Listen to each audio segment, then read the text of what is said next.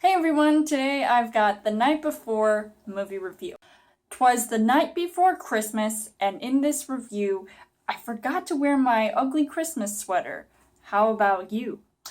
Three friends get together on Christmas to party.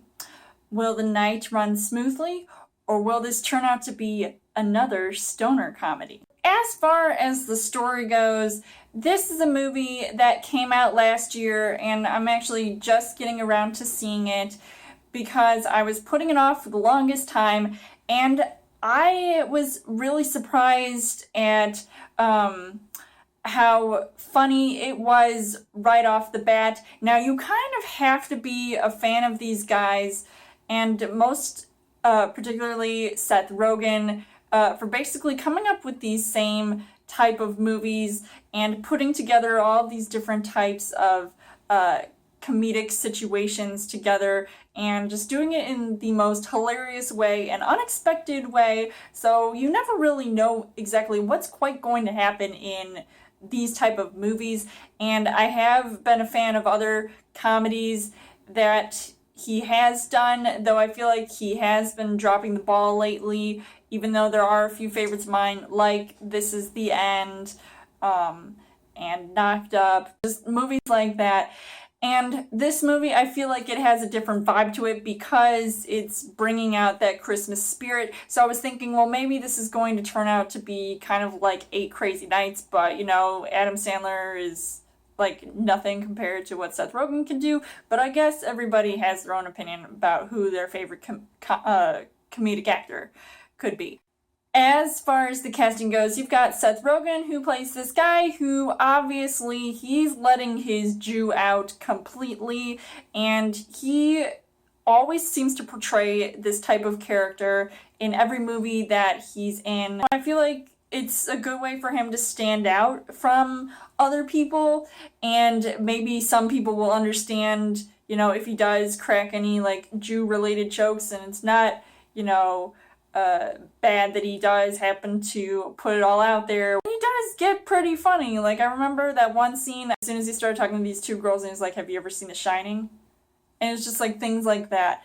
And I feel like sometimes he can be funny in this movie, other times I'm just like, what? I don't get it. Joseph Gordon-Levitt is also really funny as well, even though I feel like he is multi-talented, so it's cool to see him showing off all of his different skills in this movie, and I definitely think he makes a good pair with Seth Rogen. All of these guys, their characters had known each other for a really long time, and they took Joseph Gordon-Levitt under their wing, and now he's, got his own plans and his own life.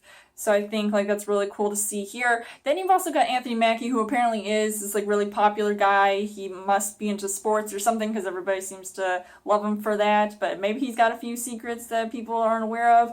And he also is kind of funny in this movie, even though I'm not a huge fan of his. So I feel like that was kind of a takeaway from this movie. You've got the ladies of the group, Lizzy Caplan in this movie, who is reuniting once again with Seth Rogen since The Interview, which I felt like was just a really, I was on the fence about it at first.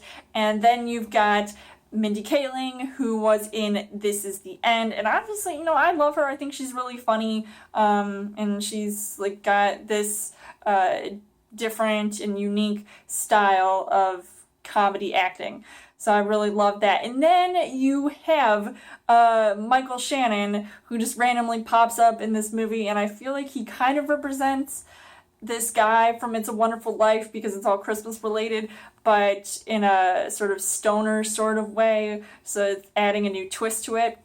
The things that I did like about this movie, obviously the comedy, you had to like this movie right off the bat for the different jokes and the scenes that were happening.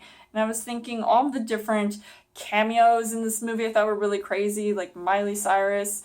I was just surprised to see her here, but I figured movies like this, they always have to have some kind of huge celebrity, showdown, and there's really cute scenes and just different references to other movies that I love, like the movie Big. It's just like things like that that I feel really stood out to me and really brought everything together. But unfortunately, the things that I didn't really like about this movie, it had the same feel of all these similar comedies that I've seen. I feel like maybe this wasn't the most unique movie out there, because I did see a lot of similarities to This Is the End. And I kind of wish that maybe this movie had other unique qualities to it. At least it didn't feel like all of these like really lame comedies. At least it wasn't lame. I just feel like it wasn't completely original. So overall, I would say that The Night Before was a pretty decent comedy, maybe not one of my favorites and one that's particularly memorable, and maybe not one that I would see again for a long time. So I would still recommend seeing this, whether or not you're a fan of these guys or if you just want to sit around and watch a comedy. It'll still like have you laughing all the way through. I would give this 4 hearts on the heart rate scale. So let me know in the comments what you guys thought of The Night Before. And as always, you guys can subscribe to my channel for more movie reviews, movie updates. Come back every week for a Chill Thursday video. You guys can also like me on Facebook and follow me on Twitter. And I will see you guys later.